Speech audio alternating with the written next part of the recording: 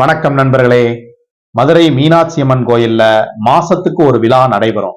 அந்த வகையில இந்த தை மாசத்துல தெப்ப திருவிழா நடைபெறுது. வண்டியூர் மாரியம்மன் கோயில் தெப்ப குளத்துல தைப்பூசத்தன்னைக்கு தெப்ப திருவிழா நடைபெறும். இன்னும் கொஞ்ச நேரத்துல காமதேனு வாகனத்துல மீனாட்சி அம்மனும், கைலாச பர்வத வாகனத்துல பிரியா விடையோட சுந்தரேஸ்வரரும் இந்த சித்திர வீதியில எழுந்தருள இருக்கிறாங்க. மீனாட்சி அம்மனையும் சொக்கநாதரையும் தரிசனம் பண்றதுக்காக இந்த கீழ சித்திர வீதியில அம்மன் ஜன்னதியில நிறைய பக்தர்கள் காத்திருக்காங்க. அவங்களோட சேர்ந்து நம்மளும் இங்க காத்திருக்கோம். வெளி மாநிலங்கள் மட்டுமில்ல, வெளிநாடுகள்ல இருந்தும் பக்தர்கள் வந்து காத்திருக்காங்க. மீனாட்சி அம்மன் ஊர்வலமா செல்லையில இந்த இளைஞர்கள் வாத்தியங்களை வாசிச்சுட்டு போறத நம்ம பார்த்திருப்போம். இவங்க தன்னார்வலர்கள், எந்தவித ஊதியமும் வாங்காம சிவத்தொண்டு புரியுறாங்க. நம்மளோட வீடியோவுக்கு இவங்க சந்தோஷமா போஸ் கொடுக்கறத பாருங்க. மீனாட்சி அம்மன் கோயிலை விட்டு வெளியே வர்ற வரைக்கும் இந்த அம்மன் சன்னதிக்கு முன்னாடி உள்ள இந்த மண்டபத்தையும், இதுல உள்ள சிற்பங்களையும், இதுல உள்ள ஓவியங்களையும் நம்ம ரசிச்சு பார்த்துக்கிட்டே இருப்போம். கோயிலுக்கு உள்ள இப்ப செல்போன் கொண்டு போறதுக்கு அலௌடு கிடையாது. நம்ம வெளியில இருந்தே முடிஞ்ச வரைக்கும் அம்மன் சன்னதியை கவர் பண்ணுவோம். நம்ம இப்போ மீனாட்சி அம்மனை தரிசனம் பண்ணிட்டு நேரா வண்டியூர் மாரியம்மன் தெப்ப குளத்துக்கு போவோம். அங்க இரவு நேரத்துல மின் விளக்குகளால தெப்ப குளத்தை அலங்காரம் பண்ணி வச்சிருப்பாங்க. அங்கேயும் பார்த்துட்டு அதோட பகல் நேரத்துல தெப்ப குளம் எப்படி இருக்குங்கிறதையும் பார்ப்போம். அதோட சிறப்புகளையும் இந்த வீடியோல பார்த்துருவோம். மதுரை மீனாட்சி அம்மன் கோயில் அம்பிகையோட சக்தி பீடங்கள்ல ஒண்ணு. எல்லா சிவ ஆலயங்கள்லயுமே நம்ம முதல் சிவனை தரிசனம் பண்ணுவோம், அடுத்து அம்மனை தரிசனம் பண்ணுவோம். ஆனா மதுரையை பொறுத்தளவுல மீனாட்சி அம்மனை முதல் தரிசனம் பண்ணுவோம், அடுத்துதான் சிவபெருமான தரிசனம் பண்ணுவோம். மதுரை மீனாட்சி அம்மன் கோயில்ல மீனாட்சி அம்மனை தரிசனம் பண்ணிட்டு அங்க கொடுக்கக்கூடிய குங்குமம் தாளம்பூவோட நறுமணத்தோட தாளம்பூ குங்குமம் கொடுப்பாங்க. இந்த குங்குமம் ரொம்ப சிறப்பு வாய்ந்தது.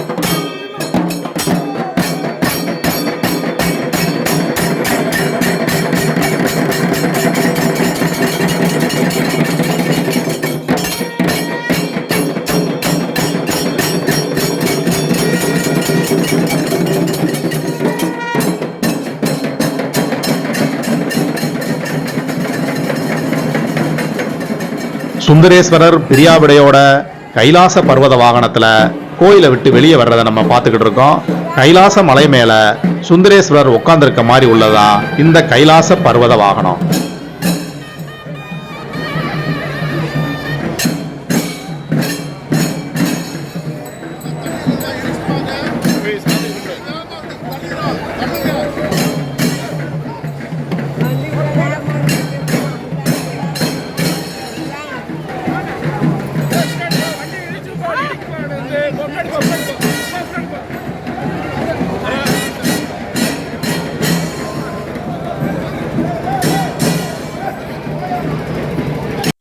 ஓம் நமச்சிவாய.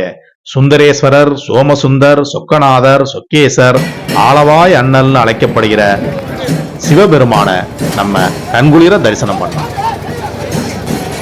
உலக மக்களுக்கெல்லாம் தாயா இருந்து படியளக்கக்கூடிய தாய் மீனாட்சி அம்மனோட தரிசனத்தை நம்ம இப்ப பார்க்க போறோம்.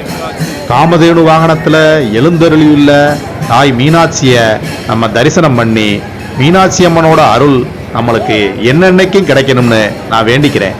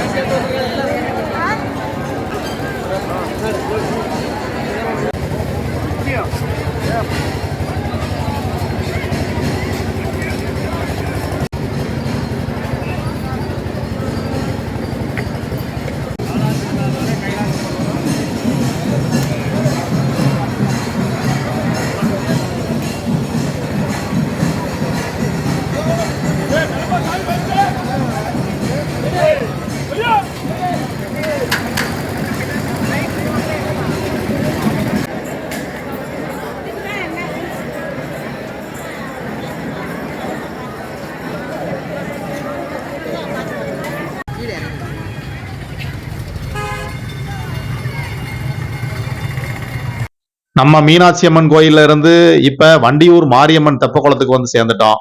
தெப்பக்குளத்துக்கு நடுவுல உள்ள நீராளி மண்டபத்தை மின் விளக்குகளால அலங்காரம் பண்ணி வச்சிருக்கத நம்ம பாக்குறோம். எப்பவுமே மாரியம்மன் தெப்பக்குளம் மதுரை மக்களுக்கு ஈவினிங்ல போற ஒரு பிக்னிக் ஸ்பாட்டாவே இருக்கும். அதோட பொங்கல் விடுமுறையும் விட்டாச்சு. அதனால இந்த இடம் அதிகமான கூட்டத்தால நிரம்பி வழியுது. குழந்தைகளை கூட்டிட்டு இங்க வந்து மதுரை மக்கள் நல்லா என்ஜாய் பண்றாங்க.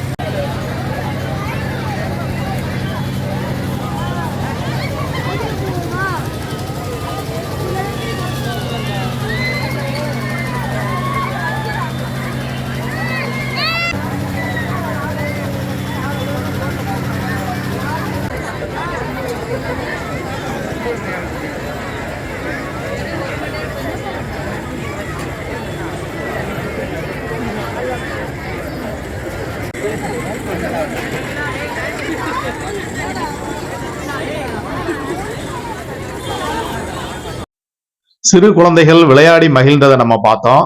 அதோட வகை வகையான சிற்றுண்டிகளும் இங்க கிடைக்குது.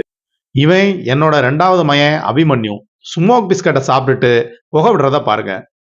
ரொம்ப வேடிக்கையா இருக்கு.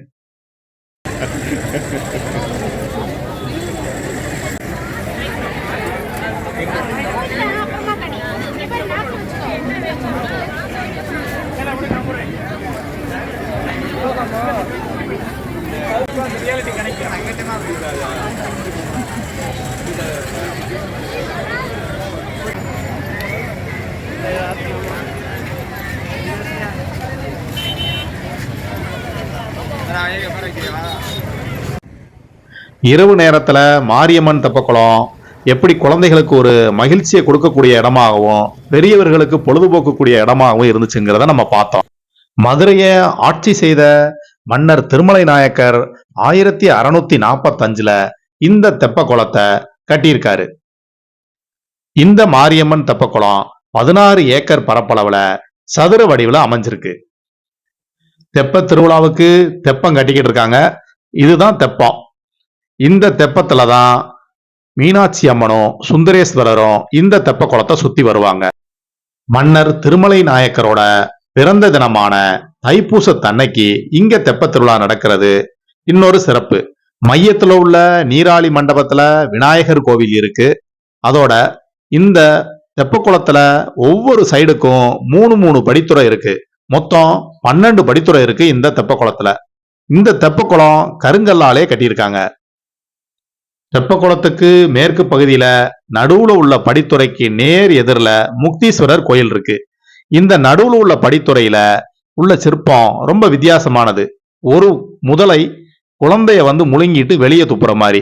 மன்னர் திருமலை நாயக்கர் ஆணையிட்டு அந்த முதலை அந்த முழுங்கின குழந்தைய வெளியே துப்புது.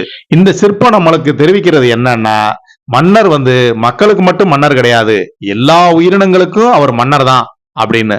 இப்ப நம்ம இங்க பாக்குறது வண்டியூர் மாரியம்மன் கோவில். இந்த கோயிலோட பேர்ல தான் இந்த தெப்பக்குளம் அமைஞ்சிருக்கு. நண்பர்களே, மதுரை மீனாட்சி அம்மனையும் சொக்கநாதரையும் பத்தி சொல்றதுக்கு இந்த ஒரு வீடியோ பத்தாது. ஒரு நாள் கணக்குல நம்ம பெருமைகளை சொல்லிக்கிட்டே போகலாம். இந்த வீடியோ எப்படி இருந்துச்சுன்னு கமெண்ட் பண்ணுங்க நண்பர்களே. தெரிஞ்ச ஃப்ரெண்ட்ஸுக்கும் ரிலேட்டிவ்ஸ்க்கும் வீடியோவை ஷேர் பண்ணுங்க நண்பர்களே. நண்பர்களே, இந்த வீடியோல மீனாட்சி அம்மனோட வீதி உலாவையும், நைட்ல தெப்பக்குளம் எப்படி இருந்துச்சுன்னோ, பகல்ல தெப்பக்குளம் எப்படி இருக்குன்னோ நீங்க பார்த்து ரசிச்சிருப்பீங்கன்னு நான் நம்புறேன் நண்பர்களே. வீடியோவை ஷேர் பண்ணுங்க நண்பர்களே. முக்கியமா கமெண்ட் பண்ணுங்க நண்பர்களே. நன்றி நண்பர்களே.